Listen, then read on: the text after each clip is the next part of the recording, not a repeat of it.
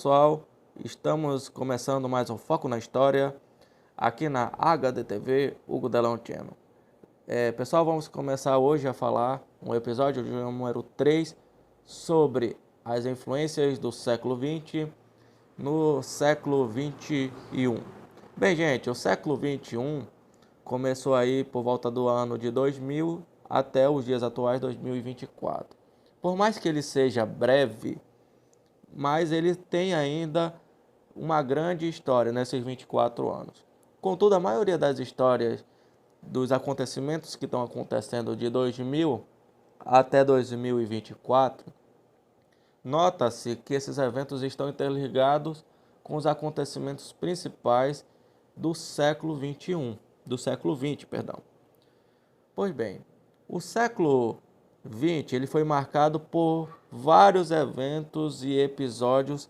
Se eu for contar em um marco cronológico, levaria uma noite toda. Mas vamos começar. No século XX nós tivemos imperialismo, final do imperialismo, nós tivemos Primeira, Segunda Guerra, queda da Bolsa de Valores, nós tivemos Guerra Fria, nós tivemos revoluções pelo mundo, nós tivemos planos de estruturações a países, fim da Guerra Fria, globalização e entre outros temas. Vamos falar hoje de alguns episódios que estão acontecendo no ano de 2024. O primeiro episódio, Guerra no Oriente Médio. Essa guerra do Oriente Médio, ela é provocada por efeitos do século XX. Vamos começar primeiro com a guerra lá em Israel. Durante a Segunda Guerra Mundial, ali na transição para o começo da Segunda Guerra Mundial, nasce o Estado nazista. Nasce o nazismo na Alemanha. E o nazismo de Hitler acabou sendo bastante cruel na perseguição ao povo judeu. Aí o que vai acontecer? Acabou a guerra, Hitler é morto no seu palacete. Os países ali da União Europeia, mais Estados Unidos e União Soviética, sentam e criam a ONU, a Organização das Nações Unidas.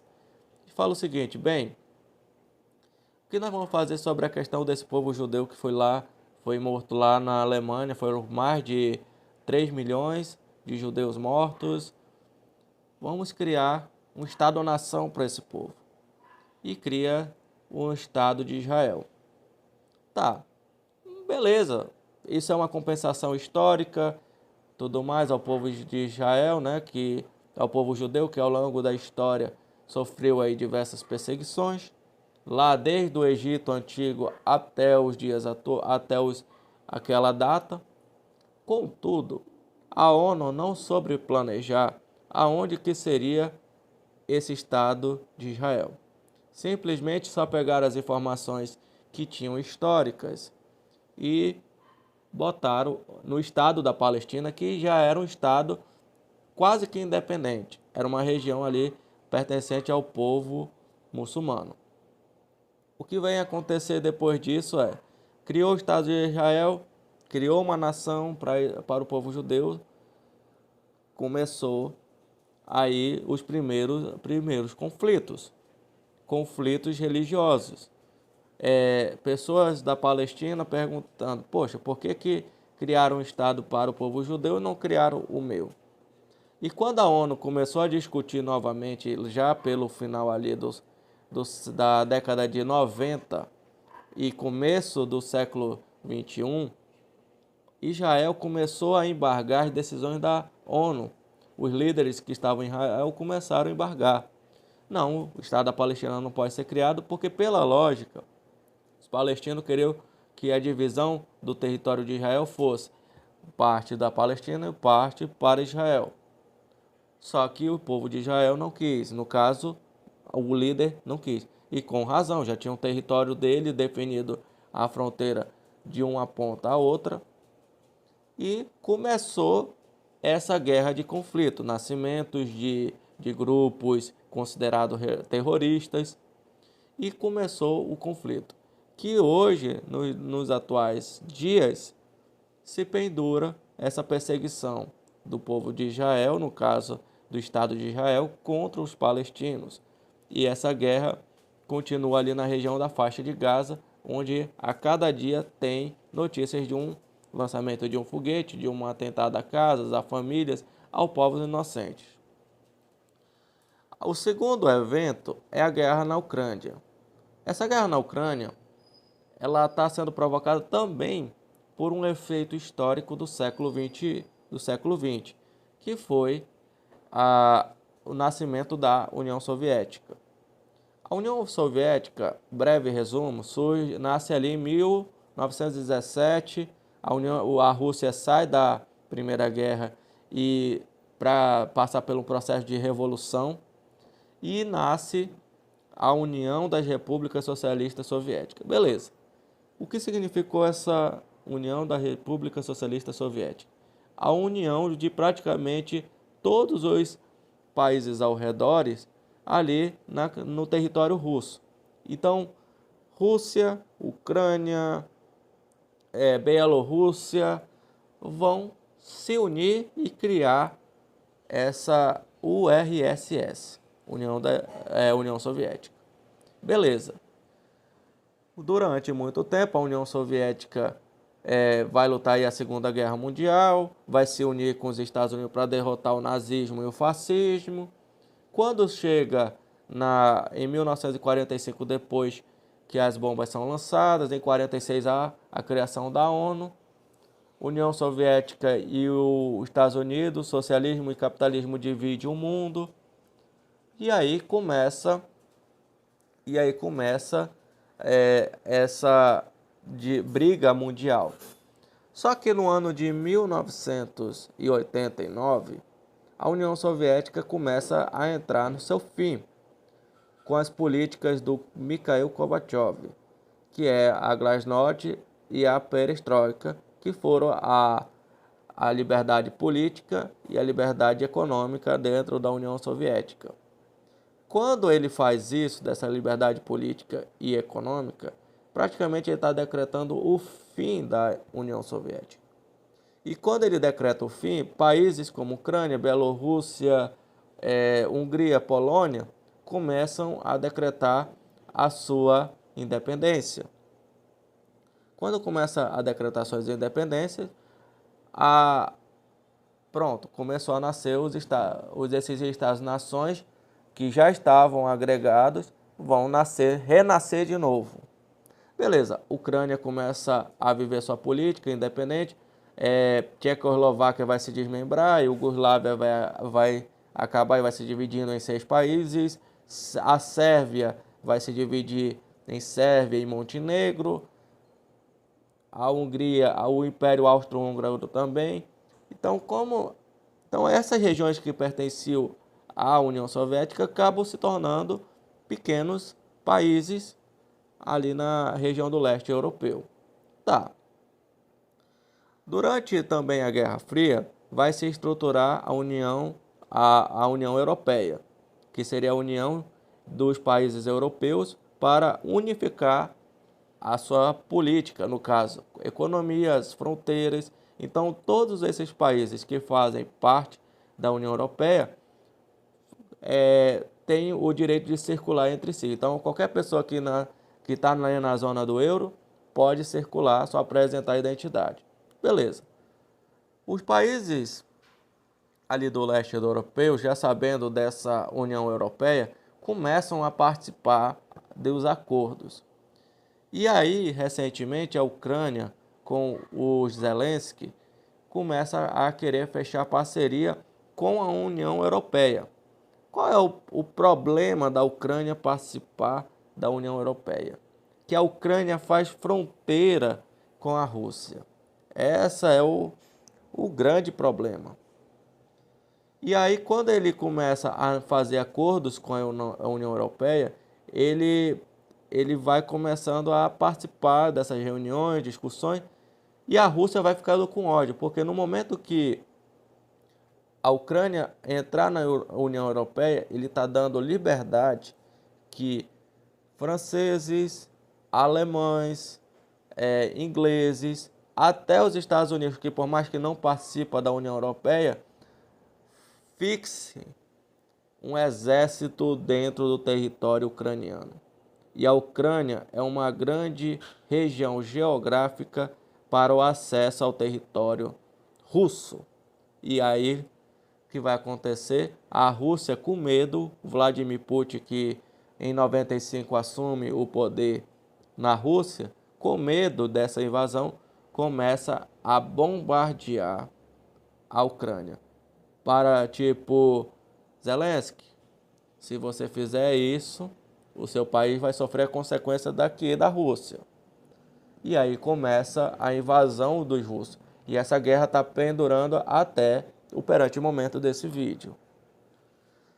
Outros eventos que é o século XX traz ao século XXI primeiramente, economia chinesa.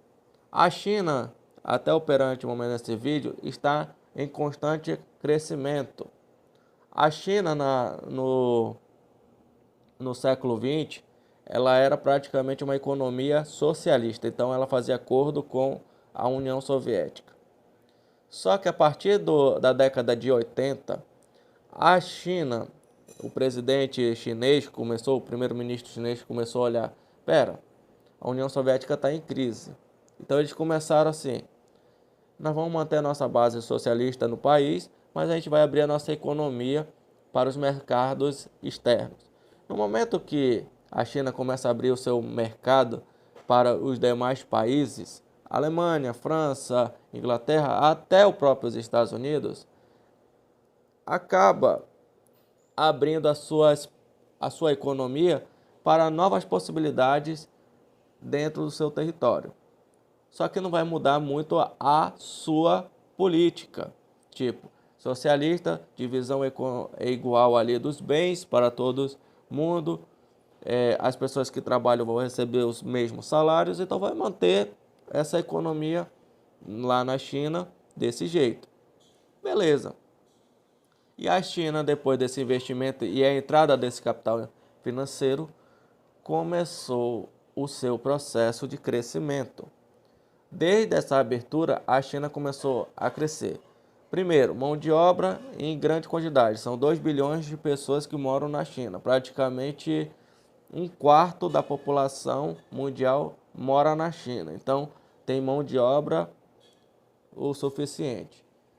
Depois, essa abertura do capital financeiro das outras nações, e começa o surgimento das empresas estatais, começa o crescimento dessas empresas estatais. Moral da história: a China começa a ampliar o seu mercado, vende produtos a custos internacionais muito bons e começa a crescer e começa a investir em ciência e tecnologia dentro da China. E hoje a China está em crescimento. Pesquisas aí do mercado mundial, os economistas estão falando que a China até 2030, se duvidar já possa passar a economia dos Estados Unidos pela quantidade de investimentos que tem dentro da China, dos bancos internacionais, dos mercados de ações que tem lá na China. Outro acontecimento da história é a Coreia. Bem, durante a Guerra Fria também, a Coreia entrou em guerra na sua divisão territorial. Existia duas mentalidades na Coreia: o socialismo e o capitalismo. Do lado da Coreia do Sul vai dominar o capitalismo e do lado da Coreia do Norte o socialismo. E aí começou a intensa guerra aí na Coreia e no fim acabou dividindo o território na Coreia do Sul e na Coreia do Norte. Na Coreia do Sul a economia é mais aberta, empresas podem ser criadas, negócios com os Estados Unidos e outras nações do mundo dentro da Coreia do Sul. Já a Coreia do Norte, país bastante fechado, não abre a sua economia, e as informações que chegam da Coreia do Norte é bastante limitada. Até a internet que tem na Coreia do Norte também é controlada pelo governo. Essas são as notícias e as informações que a gente tem sobre a Coreia do Norte. Beleza. Qual é a questão da Coreia do Norte? É que a Coreia do Norte dos últimos tempos se tornou uma ameaça global. Isso quer dizer o quê? Que a Coreia ela começou a ameaçar, bater de frente com países como os Estados Unidos na questão de armas químicas, armas nucleares. Gente, os Estados Unidos lá em 45 provou que duas bombas de urânio e plutônio, se eu não estou enganado, lançados em Nagasaki e Hiroshima, provocou uma grande destruição. Mas se a Coreia começasse a lançar armas nucleares, bombas, jazidas e entre outras coisas, a destruição da nossa sociedade seria em massa. Não teria para onde fugir. E a Coreia do Norte começou a jogar essas ameaças para os Estados Unidos, onde começou os Estados Unidos a abrir um grande processo de tentar colocar espiões dentro da Coreia do Norte, começou, enfim, mas é um país extremamente fechado. Atualmente, a Coreia do Norte parou com essas ameaças, mas devido a essas questões de rivalidades ainda com os Estados Unidos e aquela mentalidade socialista muito presente, ainda pode se voltar a qualquer momento uma notícia que a Coreia está ameaçando novamente não só os Estados Unidos, mas também todos os países aliados. E quero finalizar também, tem muitas coisas, mas o que eu gostaria de finalizar é sobre o atentado de 11 de setembro. No dia 11 de setembro, os Estados Unidos passou por vários atentados terroristas no mesmo dia, numa manhã, em horários. Não foi à toa que o espaço aéreo foi fechado. 4 aviões sequestrados aí pelo grupo da Al-Qaeda foram sequestrados e 3 deles foram lançados a memoriais que reconheciam o feito americano. 2 foram lançados no Empire State Building em Nova York, as chamadas Torres Gêmeas. O outro foi lançado no Pentágono, prédio do Exército Americano, da inteligência americana. E o quarto seria lançado na Casa Branca, que é o prédio do governo americano.